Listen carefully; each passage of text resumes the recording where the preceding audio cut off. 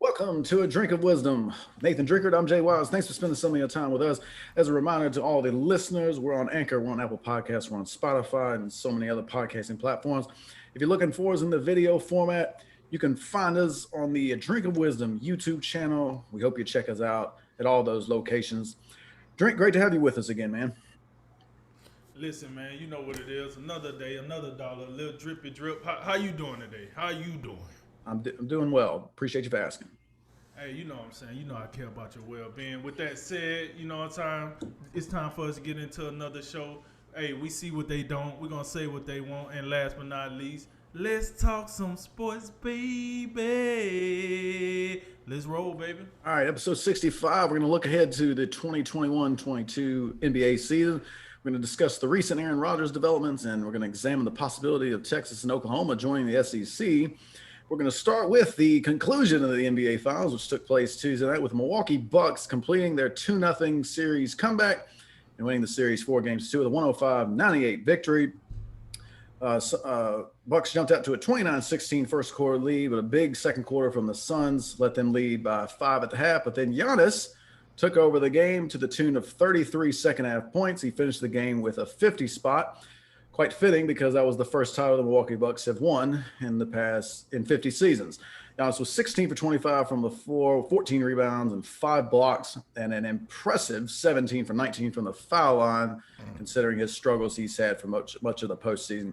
Chris Middleton chipped in 17, Bobby Portis 16 off the bench. The Suns were led by Chris Paul, who had 26 points and 5 assists, but also 5 turnovers. Devin Booker added 19, just 8 for 22 from the floor, and he missed all 7 of his three-point shots. DeAndre Ayton had 12.6 rebounds, but it was probably his worst series game as he was just 4 for 12 from the floor. All right, Drink, what'd you make of the final game of this series? Well, first and foremost, ladies and gentlemen, your 2021 NBA champs, Milwaukee Bucks, led by the final MVP, Giannis Antetokounmpo. You know what I'm saying? I had to do that. I had to go ahead and get out the gate. I got to give them their flowers because they deserved it. What did I think about Game 6? I think Game 6 went the way you said it was going to go. I thought Phoenix was going to, come out with a little more sense of urgency, but it just seemed to me that the Bucks wasn't going to be denied. It's almost like you hear the mainstream analysts, the ESPN fellas, the Fox Sports 1 fellas, whatever it is that you like to listen to. They always say, hey, this team got to come out with a sense of urgency. They got to put their feet on their throats, and they got to end this tonight. It almost like I thought Milwaukee lived up to that bill. We seen what happened in the second quarter where the Suns came back and they closed the game. Well, they made the game closer, I should say. And we almost thought we was going to see a script reversal from Game 5.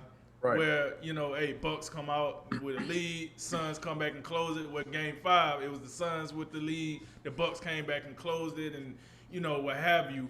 But, listen, hats off to Giannis, man. I got to put some respect on his name. Giannis said, listen, we ain't doing that. We ain't doing that. And then, listen, Middleton had 17, Holiday had 12. Now, I know when you hear those numbers, you're like, what the rip? Like, that's it? I don't want to hear about what they did, but you should, because it's one of those things where, like, somebody told me this today, and I thought this was true. When you look at Holiday and Middleton, those are two players that I think this is why you can't always follow analytics and put it into sports for every single thing, because their numbers will tell you they weren't hitting on snuff, but the moments, if you actually watch the game, and you watch how when Chris Middleton did hit his shots, they was always at pivotal moments. Holiday, listen, this is what I like about Holiday. This whole series, he's been like, listen, ball ain't going into the basket, fine. I just play defense. I just assist the ball. And they needed that. He only had 12 points, but he had 11 assists. 4 steals. Listen, this is why the analytics sometimes does not match with sports. Because I'm telling you, the numbers will tell you that those two guys were just out there sucking up oxygen. But that's far from the truth.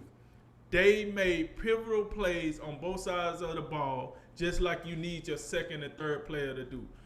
Listen, Shaq said it best. I I get you from 1 to 3. So first quarter to the third quarter, put it on my back. But in the fourth quarter, I need some guys that help close this thing out. That's what Militant and Holiday did on both sides of the ball, respectfully. Then let's talk about the 3 guys that I brought up in the last show: Brook Lopez, Bobby Portis, and Pat Connaughton. That trio right there. So I separate the all stars, the guys that is all defensive, all those guys. I separate those 3 first. Now, because I like to talk about the second 3 separate. These guys was fantastic. Fantastic. What I like about Lopez, Portis, and Connaughton, whenever Coach Budenholzer switch these guys around and figure out who's gonna give him the better punch for the game, you never see any like sulking or any hostility. Or if Brook Lopez only gonna get 10 minutes, then he's like, so be it. He does his thing, he go to the bench, I get 10 minutes. If Pat Connaughton is a DNP, it is what it is. We seen Bobby Portis, he didn't even play in the first couple of games. But when he got his opportunity, he showed up. That is how you win championship basketball. You mentioned PJ Tucker. PJ Tucker, when doing snuff on the offensive side of the ball, didn't do a lick in this series on the offensive side of the ball. But hey, he got 6 fouls and he used them. And you know what?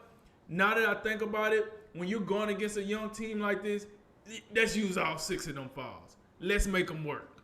Because, listen, I guarantee you Devin Booker went home after the playoffs and was like, listen, that's a different animal. The playoffs is a different animal.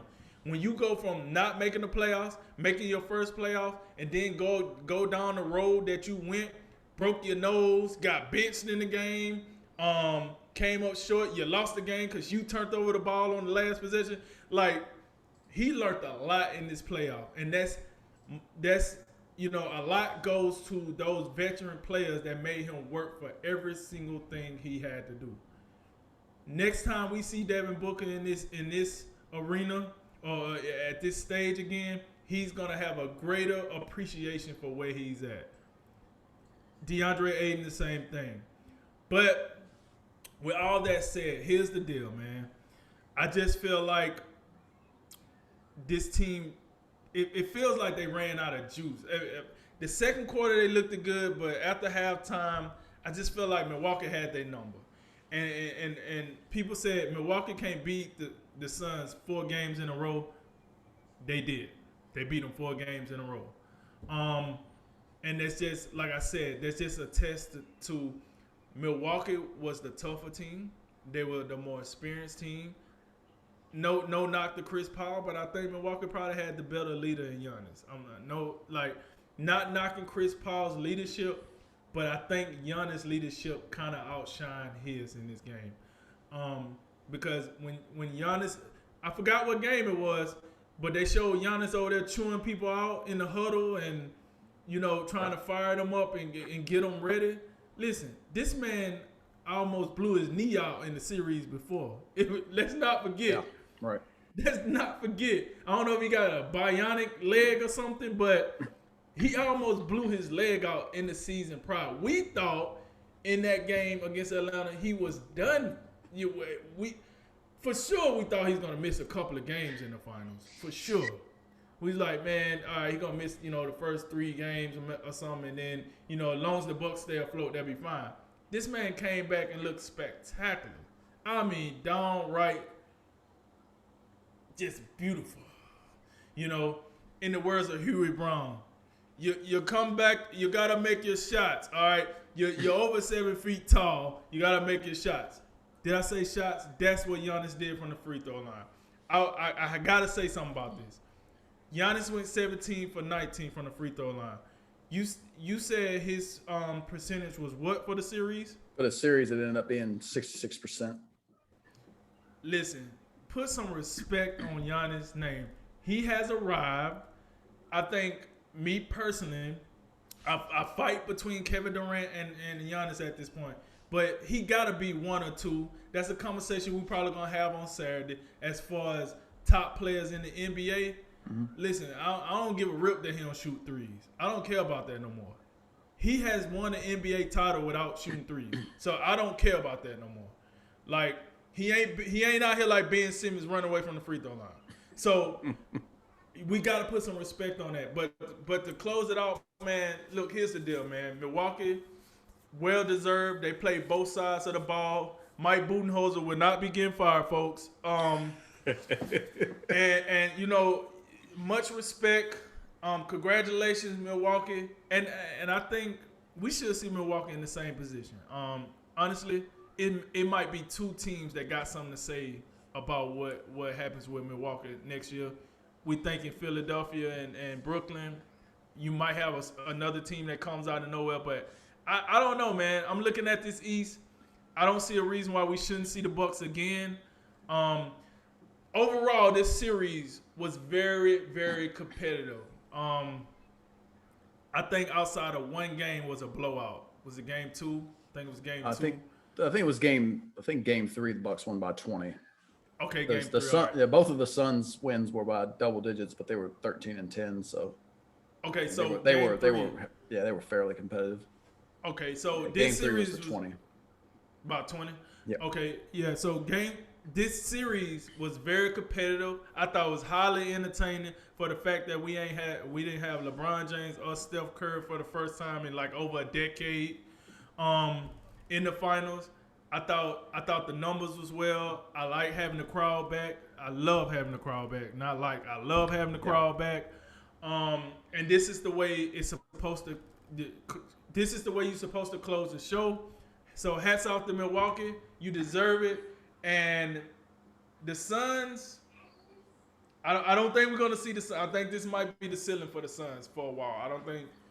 I can't say the same thing about the Suns running back because it's going to be too much that's going to happen in the West. And I think we probably going to talk about that in the next segment, so I don't want to go too far down there. But, you know, shouts out to the Suns, man.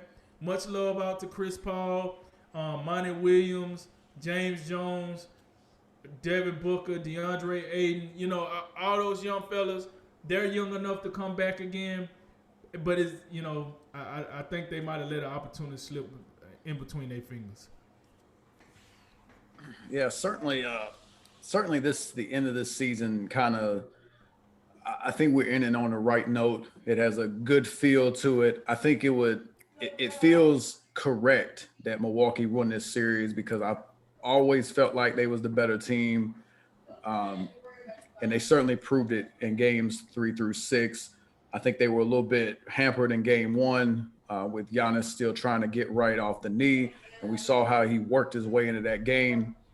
And then from there, I mean, it was a pretty dominant series performance. One of the most impressive in recent memory. You got 42-12 in game 2, 41-13 in game 3, 26-14 in game 5, 32-9 in game 6, and in the big one, 50-14 in game 6. And I mean, 16 for 25, 17 for 19 from the free throw line. And the thing people, you know, you've heard the criticism of Giannis, and not only does it fall to the lack of shooting, but it's also like, I mean, he's just a bully, and he just do the little 2-step into the lane, and it's all dunks and all that stuff. This game was not that, man. When you look at what he did, you know, he made a 3-point shot, but more importantly, he was posting up. He was utilizing the jump hook. He was making, you know, turnaround jump shots.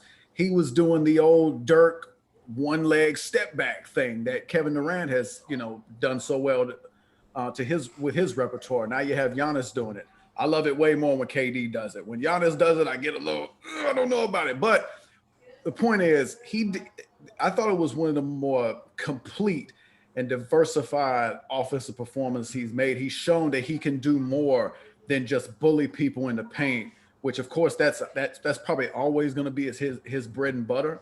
But he showed he can do a lot more. And then of course, you know, what can you say about the impact he has on the defensive end? I mean, 5 block shots, and you could just tell it looked like he was out there focused and saying, look, we closing this thing here tonight, which is what great teams do, especially when you're the road team in a series. If you get the opportunity to get them out in Game 6, it would serve you well to do it, because if you can't, then you got to go get back on the plane, go back on the road, and then game sevens tend to favor the home team.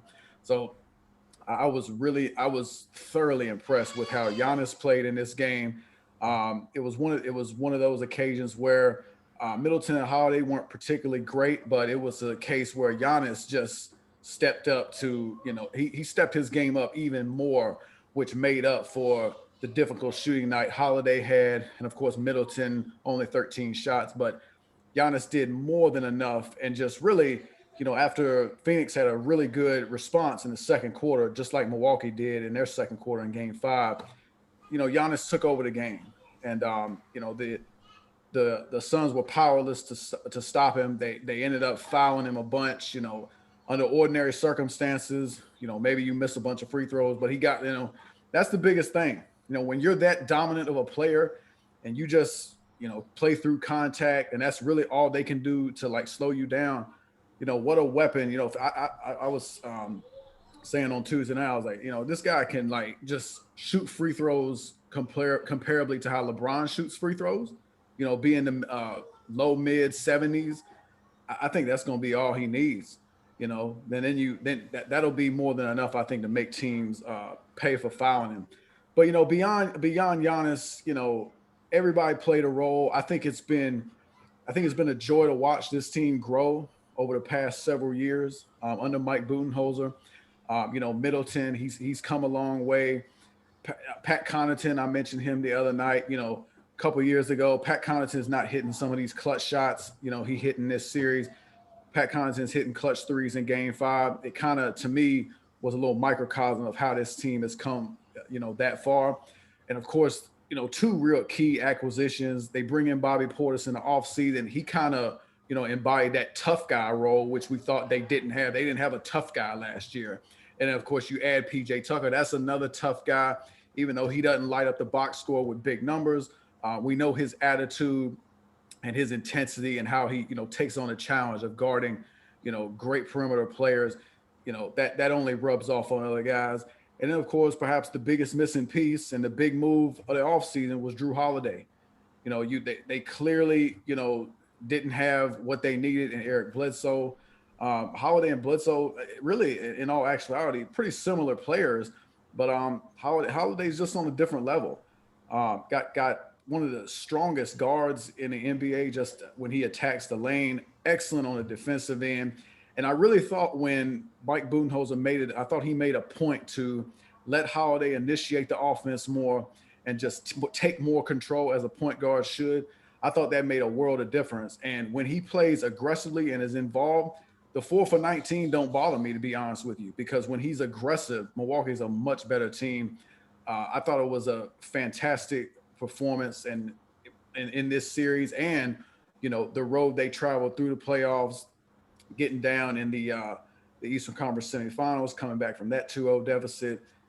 I thought they struggled with Atlanta more than they should, but they figured out a way to get it done.